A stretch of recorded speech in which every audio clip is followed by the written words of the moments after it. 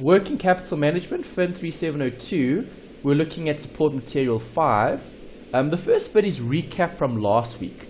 So I want to check if you guys are okay with what we mentioned here, looking at this cash conversion cycle. So what is the cash conversion cycle? How soon you get your money back. Okay, so remember we said if we've got a 100 Rand note, would someone be willing to pay 200 Rand for it? No. No.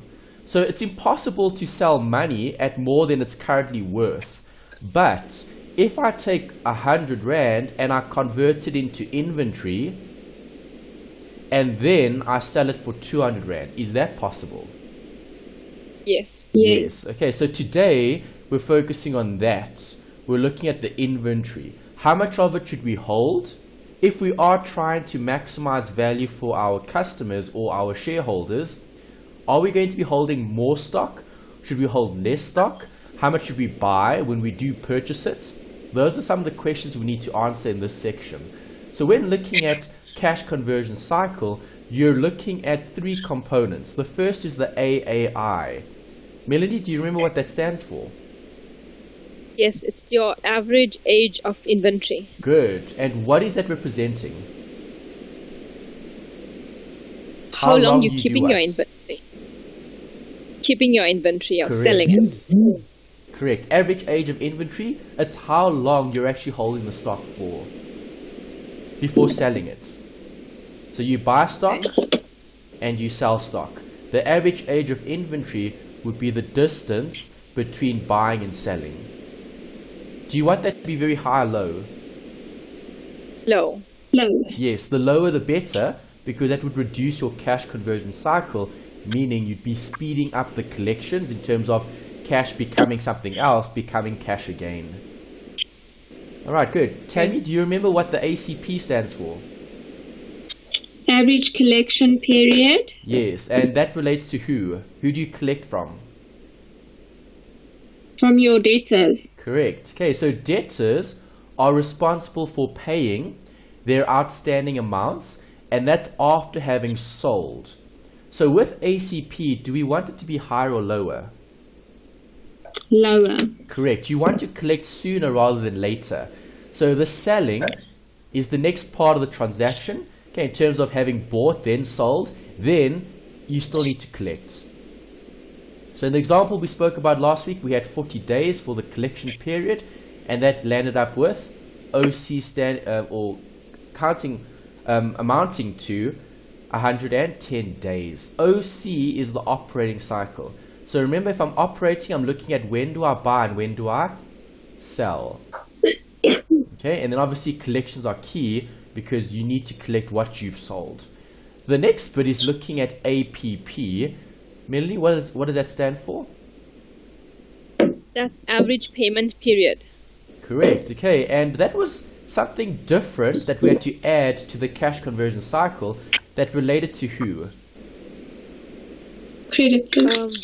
Creditors. Yeah, so if you're looking at creditors here, are creditors good or bad for the business? Good. Good. Yes, creditors are good because creditors actually act as a form of financing. If you've got good credit terms with your creditor, that allows you to buy today and pay later. So if I'm looking at the buying, there's the buying. If I didn't have creditors, would I have to pay cash when I bought? Yes. Yes, I would have. If I do have creditors, notice I can buy here. There's the buy. I can sell it there. Alright, and then I can collect. If I'm looking at the payment, when do I actually pay? I pay over there.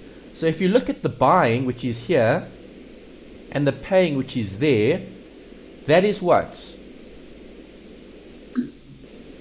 Financing terms. Okay, so the terms and conditions here were for 30 days. Buy today, pay within 30 days. Does that help the business? Yes. Definitely. Right, the better the terms, the better the business's cash conversion cycle would be, because you're looking at keeping cash within the business and only having to pay for it later. So the final answer here was 80 days. 80 days representing the cash conversion cycle, meaning taking cash, converting it into something else, converting it back into cash. Okay, we're looking at those 4 components. Remember, you had a diagram on one of the previous slides. There's it. We had cash, we had creditors, we had debtors. Debtors is obviously looking at the sale, creditors is looking at the purchase, and obviously cash is what we're focusing on in this whole chapter because it's what? It's working capital. Right, so companies need cash to operate, right? Yes. Yes. Companies with no cash or cash flow problems generally end up bankrupt or insolvent because they're not managing this process. So long as the business is managing this process, the business will continue to operate in the foreseeable future. It doesn't matter if the business is profitable or not. That's irrelevant. Remember, profit is just a way to measure performance from an accounting point of view. Here, we're looking at managing the business from a cash point of view. So when looking at 2 types of funding, we spoke about aggressive and we spoke about conservative. If we're looking at aggressive, then you're using short-term debt to finance short-term requirements in terms of the seasonality. Right, so sometimes businesses are going to need a bit more cash during certain times of the year. Sometimes they won't need as much. When they don't need as much, they don't need to carry the cash. When they do need more cash, then they need to find it. They need to seek it. Okay, so that's why you've got the short-term debt here, which is what you would approach, okay, in terms of a requirement that you need to meet all your obligations if you were aggressive. If you're aggressive, are you high or low risk? High. Yes. Okay, you're slightly higher risk because can you always find the financing that you require? No. Not Yes. always. And sometimes if you do find financing, is it always going to be at the rate that you wanted it to be? No. No. Okay, just think about it. It's short term. So we know rates can change over time. If the rates do change, that'll affect the cost of borrowing, rather than if I had to borrow everything today. Okay, which is the opposite, conservative. So conservative is low risk. Low risk meaning I don't have to worry about uncertainty. Okay, so uncertainty doesn't affect this as much as the aggressive funding model, okay, or the aggressive funding strategy. If I'm looking at conservative, I'm going to fund everything, my seasonal and my permanent, through long-term debt. So what does that do? Well, that ties up capital. Do you agree? Because now you've literally taken everything and you've got it today. Okay, you've got all the cash that you're going to be using over the next few months today. And that's the long term. So long term, yes, is viewed as also being more risky because there should be collateral perhaps as part of that. Or the rate could be a bit lower because the time frame is a bit longer. Is that alright? Yes. Yes. Okay, so today the focus is on the other part of the actual cycle, okay, inventory, NB. That's what we're looking at. Okay, so we've looked a bit about those 3 in terms of the cash, the creditors, and the debtors. Obviously, in separate chapters, they'll expand a bit more on different forms of financing. Okay, so creditors are obviously people that provide us with stock, okay, with goods, and then we're using that facility to run the business. There are other, let's say, inverted commas, creditors that help fund the business, and that would be seen as short-term capital, so short-term loans, revolving credit, etc. Okay, we'll look at all of those in a later chapter. For now, we're focusing on the inventory. Okay, so inventory is obviously what type of element? What type of accounting element is inventory? Asset. It's an asset, correct. If it's an asset, the asset will give rise to future economic benefit. If we're looking at managing the asset, what type of asset is this? Is it long-term or short-term? Short term. Short term. Short term. Current. Current, yes. So if it's a current asset, do you want to hold a lot of these current assets? No. Yes. Well, it depends on your business. Okay, so yes and no would be a consideration. When would a business want to hold lots of stock?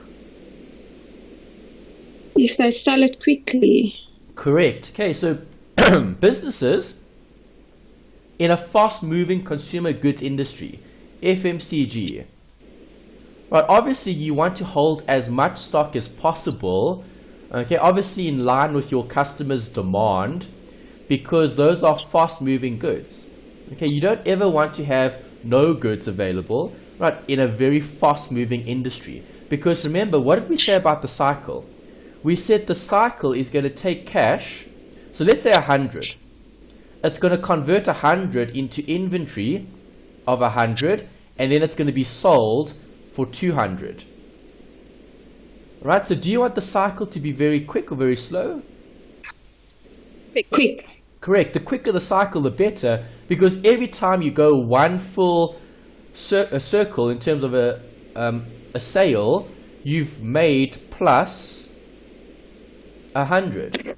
Right, so every time you complete the cycle, you're going to have plus 100 every time you buy and sell something. Okay, so if I'm looking at inventory, in a fast-moving consumer goods industry, people want things quickly, okay, because it's fast-moving. So that could be like groceries, it could be consumables, okay, so day-to-day things, maybe even clothing, fast-moving consumer goods. And that industry would be very fast in terms of its cash conversion cycle, because you want to keep your customer happy, so you keep turning over the cycle. Okay, you keep taking cash, converting it back into cash. Obviously, in a slower industry, you don't want to hold as much stock, because you might not always be able to sell it if it's a very slow industry. Think about cars or technology. Okay, cars or technology.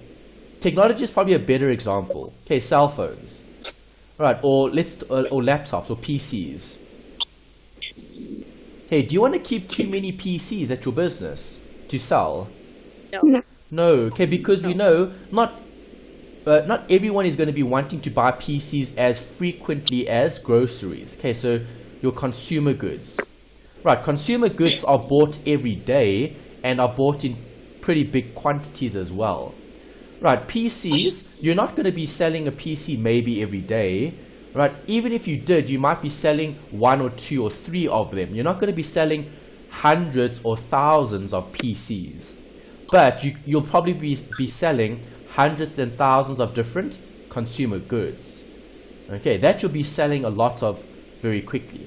Okay, so PCs we don't want to hold too much, because obviously they get old, they become outdated, right? And we also know the cycle is a bit longer as well, right? So the cycle for a PC might be a few days versus the cycle for a can of cold drink, which could be a few hours or a few minutes even.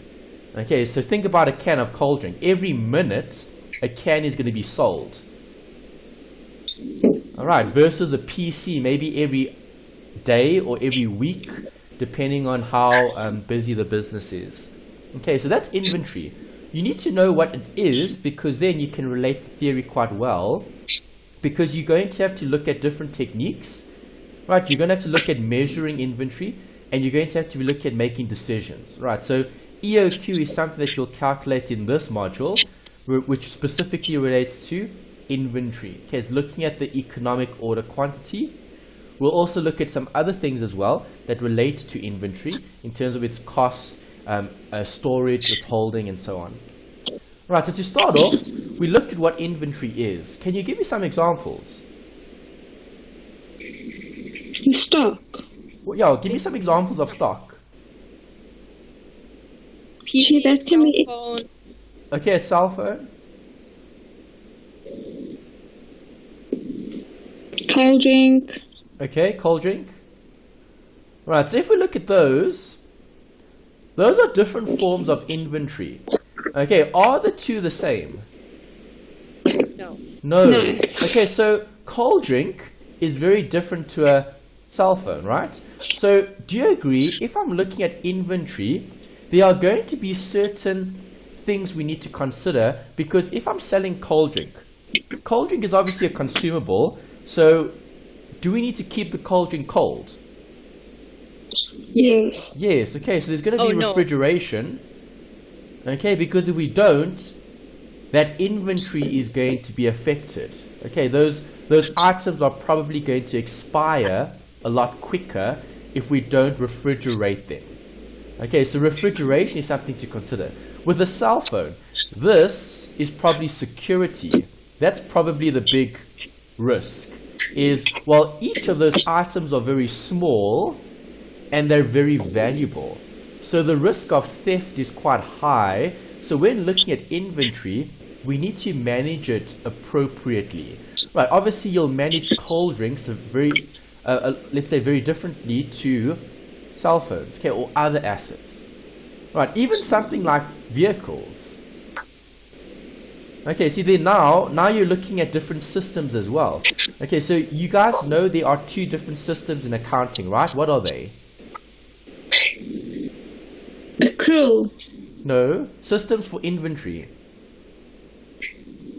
First in, first out. Okay, first in, first out. Those are management accounting measures of recognizing the cost of inventory and in the sale. Think about the actual accounting, the management system.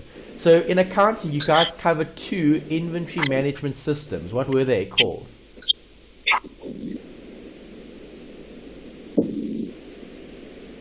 I have no idea. Perpetual and periodic. Oh, yeah. Okay, so perpetual was P-E-R, not P-E-P, perpetual. Right, perpetual was what? Vehicles. Okay, so vehicles would be accounted for using the perpetual system. Cold drinks will be using the periodic. Something to consider when looking at inventory. Okay, because of cost of sales. Alright, so what are some of the advantages and disadvantages of inventory management? Is it a good idea to manage your stock? Yes. Yes. Okay, if you say yes, then give me some advantages. So that you know what you have available to sell. Okay, so keeping control and to monitor how much you have. Okay, that's definitely something important. If you didn't manage your stock, you wouldn't know how much you have.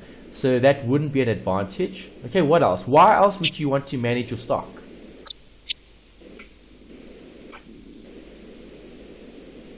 To avoid loss. Okay, to check that you don't have any theft or loss. Good. What else?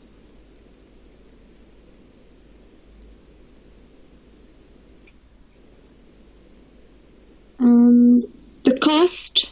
Yes, okay, so managing the cost. So that could be something like what Melanie said earlier. Okay, FIFO, LIFO, weighted average. Okay, there's different systems of measuring it. Okay, also an advantage.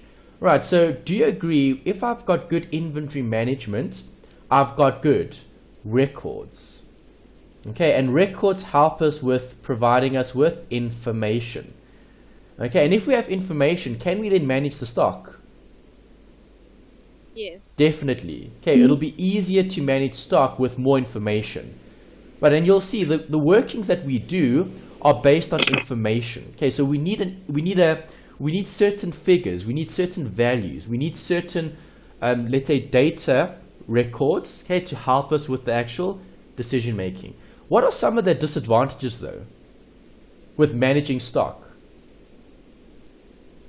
It's time consuming. Definitely. Okay, think about having to go count all the items in a store. Okay, it's time consuming, it's costly. Okay, what else?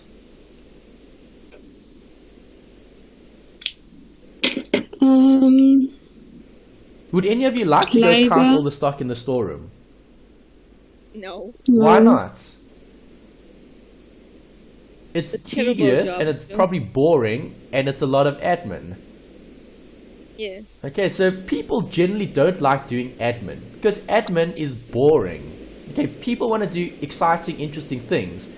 Counting stock isn't exciting and interesting.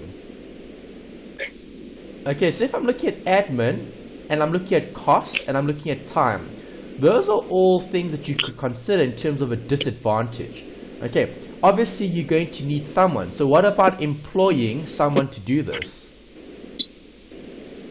Okay, you might need an employee, you might need a department, depending on how big the company is. Okay, just to do one thing, manage your stock. Okay, what about the process? That's also a disadvantage.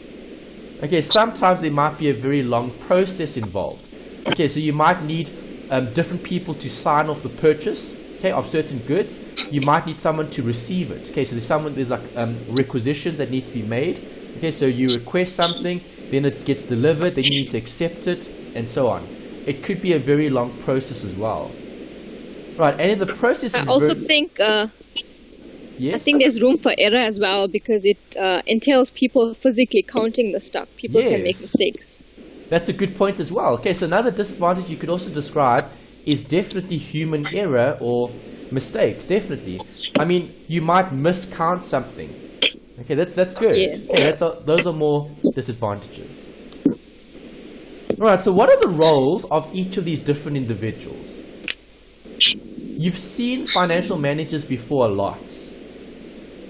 What do they do? What's their role? Okay, Tammy, you describe the financial manager's role. Well, they need to manage the finances. So what do they do? Give us some of the different examples. What would a financial manager be doing as part of that? Because managing finances is obviously financial management. Okay, so just expand a bit more. Give us some examples.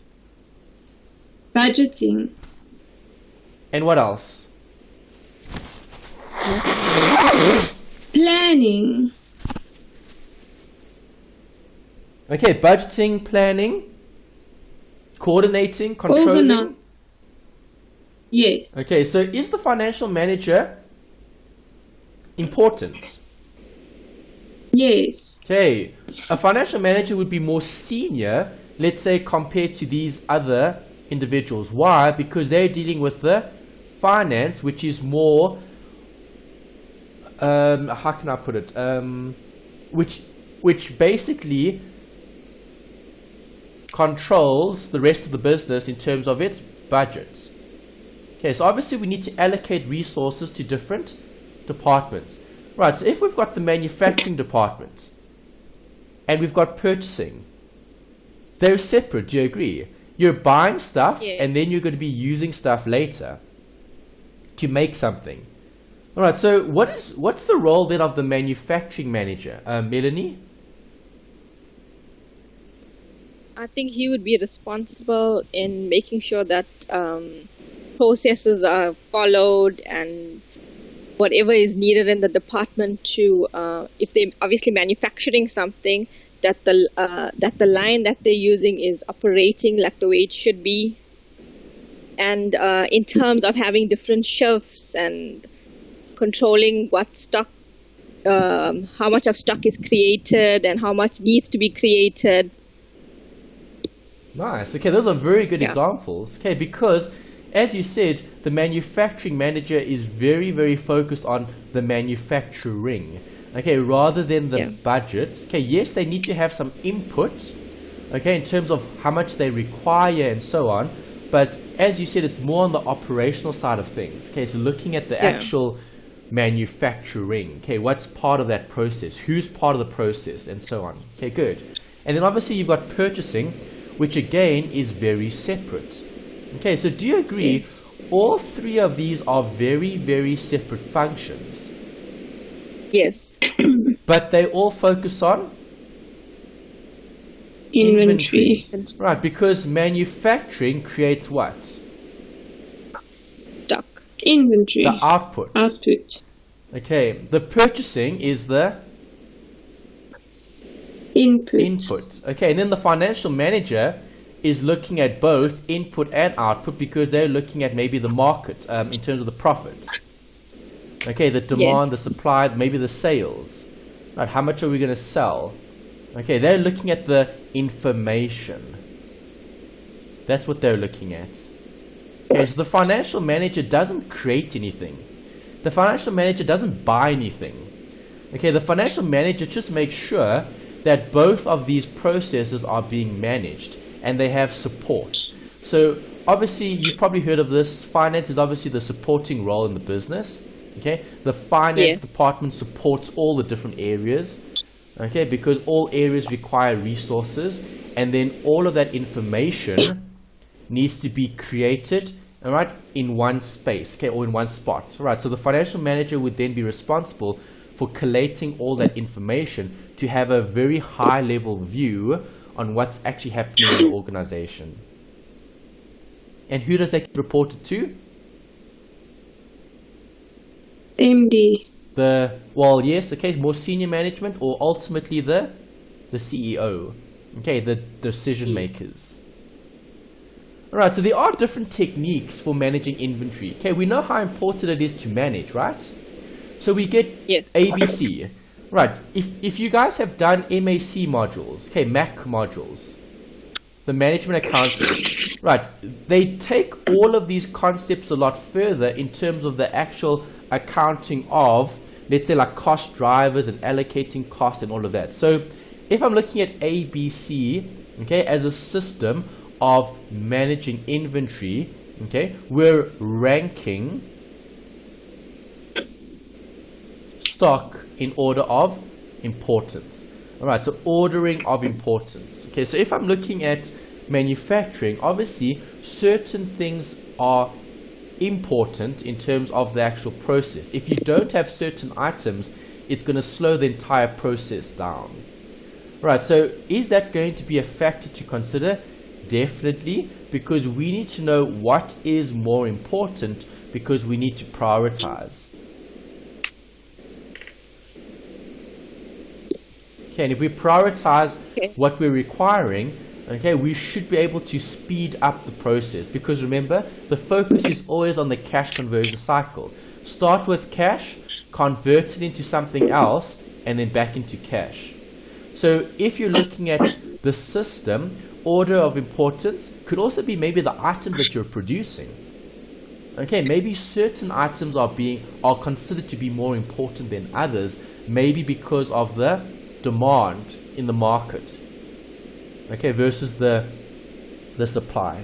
Okay, so you'd obviously want to supply the goods that are demanded the most, and those could be seen as being the most important, right? Or which products sell the most, which are the most popular. Those are things to consider. Right, then you've got EOQ. We'll look at EOQ later. Just to give you an intro to it here, EOQ minimizes your total costs. Okay, earlier we spoke about security and having to make sure the stock is safe. Right, that would be a holding cost. Right, an ordering cost would be a cost that we would have when buying the stock. Right, so remember, there's always two things to consider: buying stock and holding stock. We know we need stock to operate because stock allows us to generate value. No one's going to pay us more for the money that we have, but people will pay more for the stock that we have. Okay, so EOQ is looking at those two things. Minimizing total costs, which comprise of holding and ordering. Have you guys heard of just in time? Yes. Okay, what is just in time then, Melanie? I've heard of it. I'm just not sure what it is. Okay, you spoke about manufacturing earlier. That's the best example to use for just in time. If something arrives just in time, okay, did you have to store it? No. No. Okay, so just in time is looking at removing the holding cost as much as possible. Okay, because we want items to arrive when they are required, just in time. So you're not delaying the process. Okay, you're not slowing the process. They arrive just in time when they require it. Okay. All right. Computerized systems for resource control. Obviously, we're living in a world where technology is everything. It helps speed up the process. So notice, would you want to do everything manually on paper? No. No. Okay, why? Because that slows the process. And if it slows the process, are you going to be buying and selling stuff quicker or slower? Slower. Slower. Lower. So is the cash conversion cycle going to be longer or shorter? Longer. Correct. The cycle will be longer. So the business won't be able to generate as much value over that period of time. All right, and that's why when you have those big like industrial revolutions, okay, so in the past, okay, industrial revolution, okay, but like a little bit of history and things like that, okay, industrial revolution, okay, so what happened in the past? How were cars made in the past? Let me ask you that. On order. No, cars were made in the past by hand. Okay, certain cars today are still made by hand, right? But those are the very, very luxurious vehicles. Okay, normally the big brands. Okay, in terms of how can I put it? The more desirable vehicles, okay, are still made by hand. Certain manufacturers pride themselves by making vehicles by hand because it adds more value to the vehicle rather than if the vehicle was made as something generic on a production line. Okay, so when looking at computerized systems, when we had the Industrial Revolution, industries went from this size to that size. Why? Because they could manufacture a lot more, a lot cheaper. Okay, because of machinery and technology. Okay, so when machinery and technology came into industry, okay, that revolutionized that industry because it made manufacturing more efficient. Right, it brought down the costs and you could make lots and lots and lots of items. Okay, because think about it. I mean, vehicles today are cheap compared to what they were in the past. Why? Because the machines are so sophisticated now. You probably don't need much human intervention now, okay, when actually manufacturing a vehicle versus before. And even think about the vehicle's specs, okay, the specifications. The vehicles we have today are a lot more sophisticated compared to the vehicles we had in the past. Why? Because the systems are better. There's a lot more computerized, okay, resource control to make the production a lot better. So now we get better vehicles with more capability at relatively the same price. Okay, because think about this. Let's talk about vehicles again. Okay, let's say a few years ago. Let's say 10 years ago. Okay, did a vehicle have all those fancy indicators in terms of like all those electronic indicators? So like cameras to check parking and all fancy, No. Let's say, computerized systems? No, they didn't. Okay, but what were the vehicles costing back in the day? Around the same price as they do cost today. Right? No. Yes or no? No. You're saying no? Yeah. Okay, so why do you say no, Melanie? Because certain things cost more over time. Yeah, so inflation, I agree. Okay, fine. Yeah. Agreed. So inflation will affect the cost of those vehicles. But would the vehicles be round about the same price? Yes. I would say similar, because if you think about it, so for example, let's say a vehicle in 2000 and what are we? We are 2017, so 2007, Yeah. okay, versus 2017. Okay, so a brand new vehicle, okay, that came out in 2017 compared to a brand new vehicle came out in 2017, but of the same make and model. Okay, so okay, give me a brand. So what brand are we gonna look at? VW. Okay, fine. All right, so if we're looking at VW, okay, let's talk about just a normal VW Golf. Okay, right. So if it's a Golf VW, okay, in 2007, Okay, obviously it's going to carry a certain price. Okay, Yes. in today's world, the same type of vehicle would also be at a similar price, but just with a lot more features and a lot more capability. Okay, but basically at that point in time, so basically the 2007 model was the best possible model at that point in time. So the best possible model at that point in time would have been priced according to what the market was, okay, in terms of supply and demand. And then in 2017, the same thing would apply there. The price would be at that particular price, the highest possible price that it could be sold at. Okay, but are those two very different? Yes. Definitely in terms of their features and in terms of their capability and so on. Okay, and in terms of the technology as well. Okay, so the technology obviously improves, which creates a better product. But those products are still going to be at a similar price. Okay, here's a better example. Maybe this example will make more sense. A cell phone. Okay, when cell phones first came out, did cell phones have as much features and things like that than we do have now? No. No, they don't. Okay, so back in the day, okay, the latest cell phones that came out were probably also around a few thousand rand for them. Okay, if we're looking at like a cash sale. And then compared to now, the same thing applies. Those same cell phones today are also going to be around the few thousand rand mark, except there's a lot more that you get in terms of capability of those phones because the actual technology has improved. Sure, I don't know about that example. What do you mean?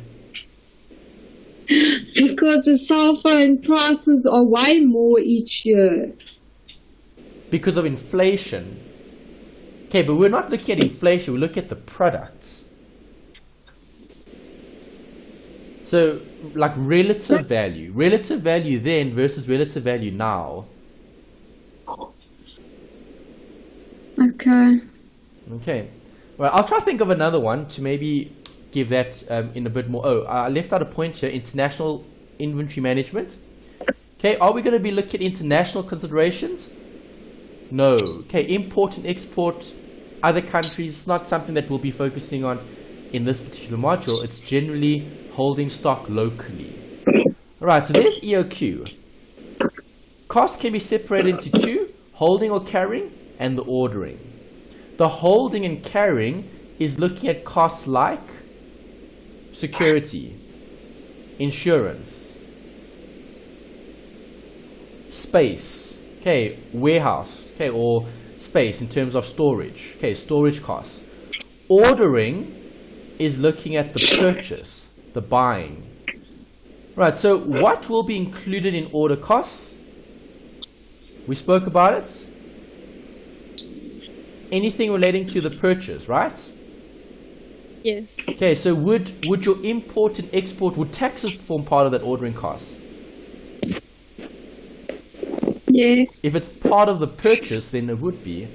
Okay, Yes. and then holding costs, storage, insurance, obsolescence, deterioration. Okay, so those are some of the different costs that would be involved in each of them. Okay, remember ordering will also have admin. Alright, so admin costs, admin. Admin could be the receiving, the checking, the delivering, and all of that. Okay. Is that alright? You guys have those points? Yes. Okay. Right, so the basis of EOQ is to determine the optimal order size for inventory. Optimal means?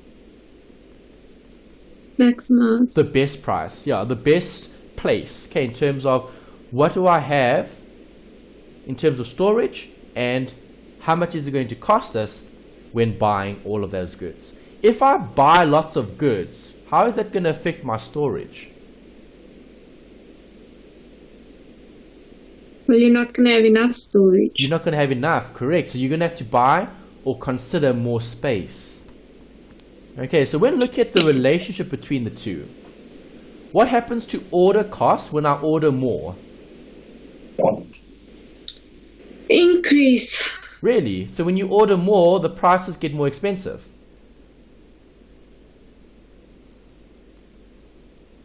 Should be No, lower. It decreases, sorry, right? I mean,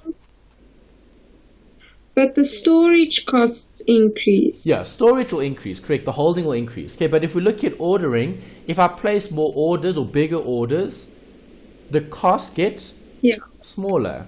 Lower. Yes, Yes. lower. And if I have holding costs, the costs get higher because you've got more stock. Right, so what are the relationships then? Well, when quantity rises, okay, from 1 unit to 100,000 units, order costs decrease. Okay, from 10,000 for one, okay, to 1,000 for 100,000. Okay, the relationship is inverse. Okay, so the one goes up, the other comes down. So there's an inverse relationship. With the graph be sloping upwards or downwards? Down. Correct, it'll be sloping downwards, similar to like demand. And then obviously holding costs, we said, well, the more I buy, the more space I'm going to need, the more security I'm going to need, and so on. And that'll increase the holding cost. So there, the relationship is direct. So you've got inverse and you've got direct. Are those two lines going to cross? Yes. Yes. Right, so where do they cross? They cross at the EOQ. Okay, because remember, what is EOQ? EOQ is the point that you have here that minimizes holding and ordering costs. Right, because if I look to the left, my order costs are greater than my holding costs. If I look to the right, my holding costs become more than my ordering costs. Okay, so obviously we're trying to minimize what? The total cost. So if we had to look at a total cost function, okay, obviously the total cost would be seen like that. Okay, like a slope. Right? Because at some point in time, okay, you'll be looking, no, other way around. Sorry, not this way around. That way. Okay, because costs here will be very high. Okay, costs here will be very high. And at that point in time, over here, you'll have the minimum cost. Okay, so that's how you would draw the graphs in terms of holding and ordering. Okay, and then at some point in time, there's a minimum, and the minimum is the lowest point on the graph, which is representative of the EOQ. Do we need to draw graphs to find the EOQ? No. No, we don't. Right, there's a formula for EOQ, and there's the equation. Right, so I've given you the equation in words. Okay, you can use mathematics if you want to and use variables. Okay, I don't think it's necessary. Right, if you do want to, you can, then you'll have to use the variables they use in the textbook to describe it. So they use something like a D for demand, a O for order, and a C or a H for the carrying or the holding, depending on what you've got. Okay, so I've just kept it simple. I've just used words. EOQ is what? 2 times the units times the ordering over the carrying. Right, so here's an example. The inventory costs 2,000. What is that?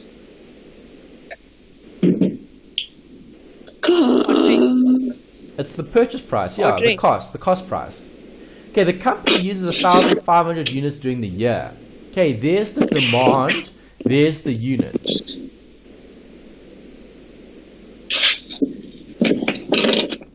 Okay, the order cost per order is 200, and the carrying cost per unit per year is 300.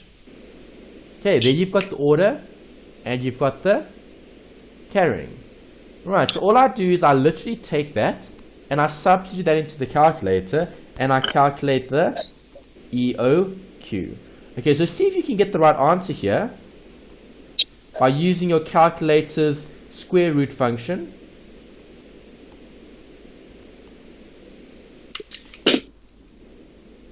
What do we get as an answer?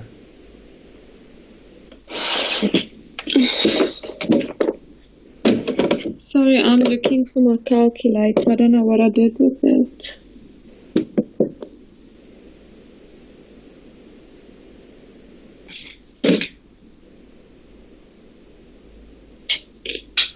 If you can't find the calculator, try use the phone. The phone can help. I think there should be a square root button on the phone's calculator as well.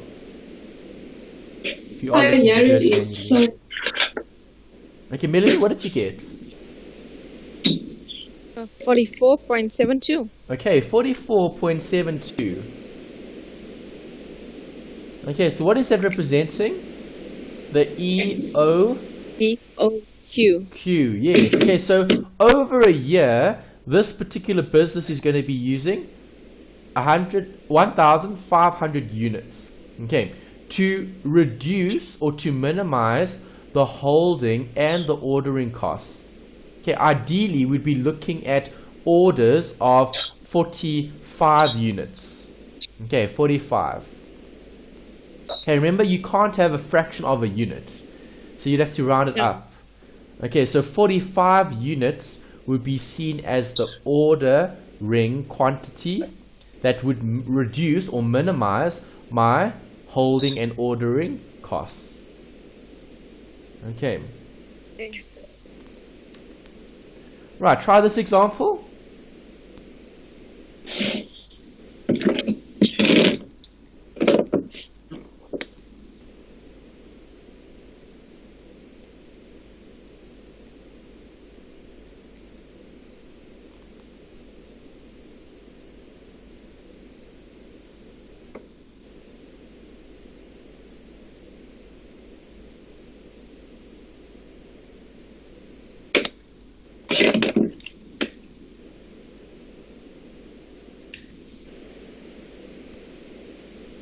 Can you answer yet?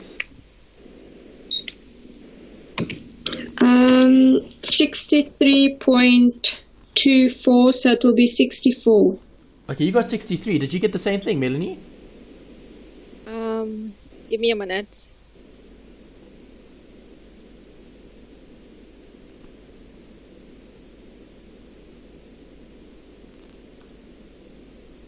Oh no, wait.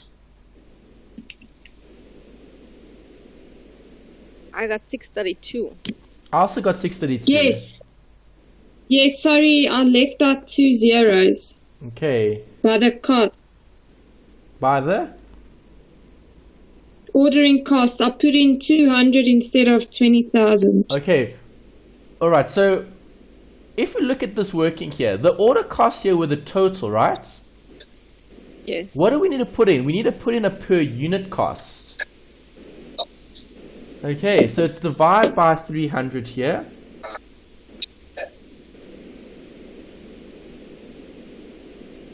Okay. Let's see what we get then. Okay, we need to put that formula into the working because it's total cost, so it's square root, okay, 2 square roots, brackets.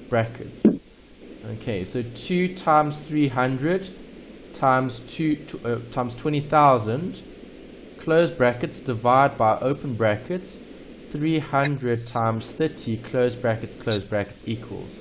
Okay, 36,35. Not 35, sorry, 36,5148. Yeah, it's right. Yeah. Okay, because I wrote here total cost. That was the difference here. Okay, it's the total order costs. Okay, we needed to look at the cost per order. Okay, carrying cost was 30 Rand, that was fine. Okay, so the order cost is going to be how much does it cost us to order? Okay. Is that alright? Okay. Yes. Okay, and then this one over here. Again, you got totals here as well, so just think about that.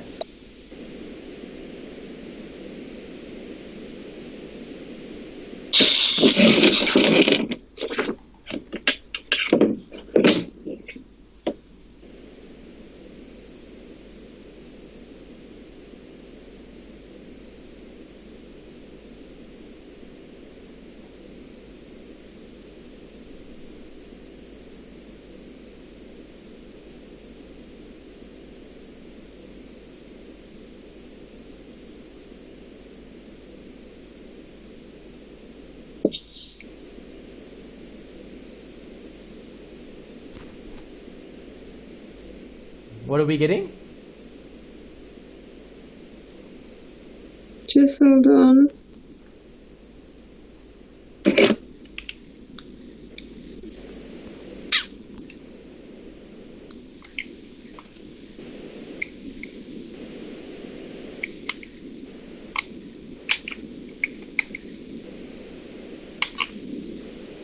Four.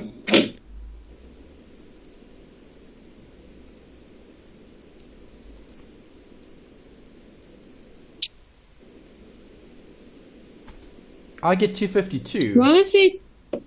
I get 252. But why is it twice the 4,000? Because you've got 4,000 units during the year. The total order cost per unit is 1,000. Okay, that's per unit. The carrying costs are 500,000 total. Yes, but in Okay, your so equation, the units was 4,000. So 4,000. total with total, per unit with per unit. Okay, so that's total with total. Or you could have done it separately. You could have gone with per unit with units. Then you would have divided the 5,000 by 4,000.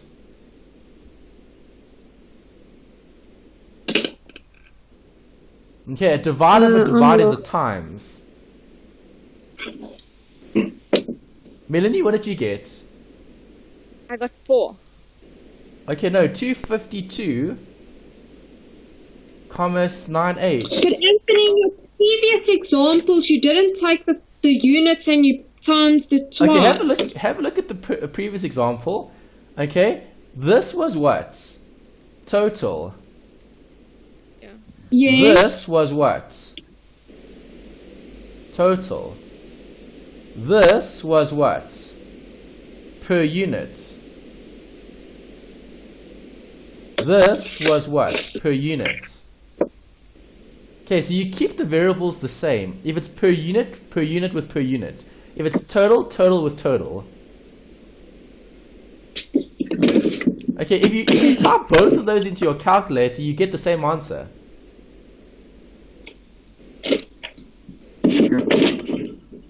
Right? No, I'm lost. It's total with total or per unit with per unit. Okay, have a look at this one. This one was per order per year. Okay, cost per unit. Okay, per order. Yes. Alright, that one was simple. This one was total costs are that. That's the total cost. And that was the per year. Okay, so it must be the same unit of measurement. So if you're using totals, everything is totals. Okay, so you had two options here. You could have used the first one with the EOQ total, or you could use the second one with the EOQ per unit.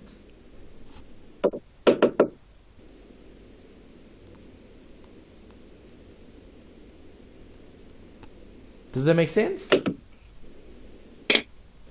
Yes. Okay, and then here, the same thing, except I've gone with the total option here. Total. Okay, because this was total per unit. Alright, so per unit, it's 1,000. So 1,000 times 4,000 gives you the total. Then I've got the total carrying costs. Okay. Is that right? Yes. Okay. Tammy? Yeah. Okay, right, so just keep the variables the same, that's all. Okay, relate them. The variables need to relate. That's the thing. Okay, if they relate, then that's fine. Okay, if they don't relate, then it's a problem. Okay. Alright, the last bit here is just a note about reorder point. When looking at reordering, what does that refer to? And you place a new order. Correct, so you're looking at what? Your stock levels. levels. Right, so reorder point looks at when do you start placing more orders? And what am I going to place the order at? EOQ. So EOQ tells you how much. Okay, that's what the answer is telling you basically. Okay, the EOQ tells you how much you're going to be ordering. Okay, when you place an order. The reorder point answers the question when. When am I going to start placing orders? That's what I'm looking at. Okay, so the one addresses the how much do we order, and the other addresses the when do we order. Does it make sense? Yes. Yes. Okay, so when looking at reorder points, you're going to have a lead time. The lead time is the time it takes to receive the actual stock. And you'll then have daily usage as well. Right, so keep it simple. Just think about how many days are you going to have to wait in order to get the stock?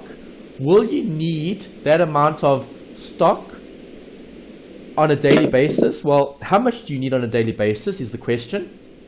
And that's the number of, or that's the point at which you're going to reorder more stock. Okay, so here's an example. Right, if I'm looking at lead time, let's say you're, let's think of something that you require. Okay, let's talk about paper. Okay, if you're printing. Right, let's assume that every day, right, your daily usage of paper, okay, is 100 pages a day. Right, if you place an order for more paper, it takes 5 days to arrive. So do you need 5 days worth of paper? Yes. Yes, okay, because you need 5 days worth of paper because it takes 5 days for the paper to arrive, the new paper to arrive. Okay, so when do I reorder? I reorder when stock reaches what level? 500 pages. Does that make sense? Yes. Okay, so if I'm using 100 pages a day and it takes 5 days for the delivery to arrive,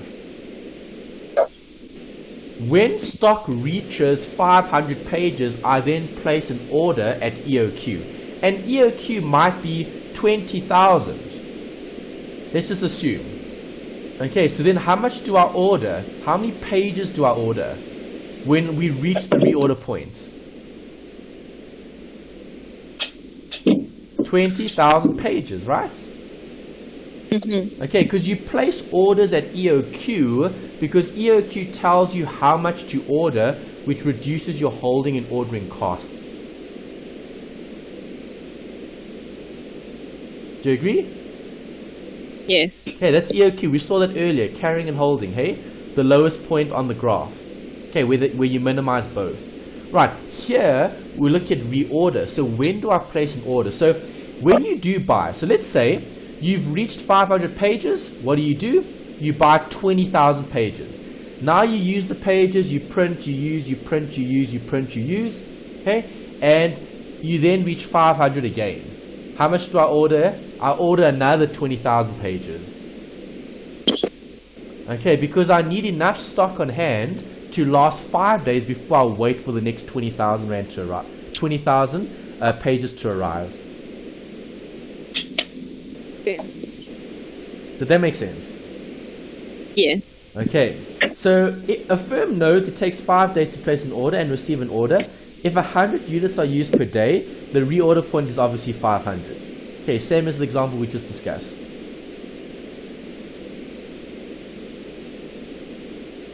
Okay. Great. When inventory reaches 500 units, see, I've put a note there, the EOQ quantity will be ordered. That's key. Okay, make sure you can differentiate between what each of those measures are giving you. EOQ gives you how much to order to reduce and minimize costs. Reorder point just tells you when you should be buying more stock. That's it. Happy? Yes. Okay. Right, so there's the note about just in time. How does just in time benefit companies? We spoke about it earlier. It minimizes inventory management because are you holding stock? No. No. So in an ideal world, you would want just in time where you would have no holding stock whatsoever. Okay, so literally when the stock is delivered, it goes straight to the manufacturing process. And that increases efficiency. Right, so two benefits that just in time provides us with: minimizing the need to manage the stock and greater efficiency with manufacturing. Right. Then the last bit, just some notes about what we spoke about earlier. Don't worry too much about the materials requirements and the materials resource planning. Have you guys done any of the MNO modules? Yes. Okay, you have. Which ones have you done? The 2601, the 3701, which ones? Probably this one. I think the third level one. Okay, you've done the third level ones even. MNO 3701 in that. Okay, Melanie, have you done any of those? Yeah. No. MNOs. Okay, MNOs, the MNOs are looking at operational management. Operational management. So obviously, depending on your degree and your choices of subjects, you either would have or you wouldn't have covered those modules. It just depends on what type of BCom are you trying to complete. Okay, so when looking at operations, then they cover this in more detail in those areas. Okay, the MNO, the operations management. Okay, then you look at things like the materials requirements planning, and then there's like these massive charts where you project what the materials requirements are and the resources are to make decisions on controlling stock. It's all internal. Okay, because managers need to manage their departments, and they do so with computerized systems. Those systems tell them, okay, when to buy more stock, when to place more orders, how much to buy, how much is required, and so on. Okay, you're not going to cover this in this module because it's covered in other modules, not this one. Okay, then you've got inventory, which you spoke about earlier. It does create more complications and complexity. It's not something that you need to deal with in this module. Okay, and I think that's the end of this.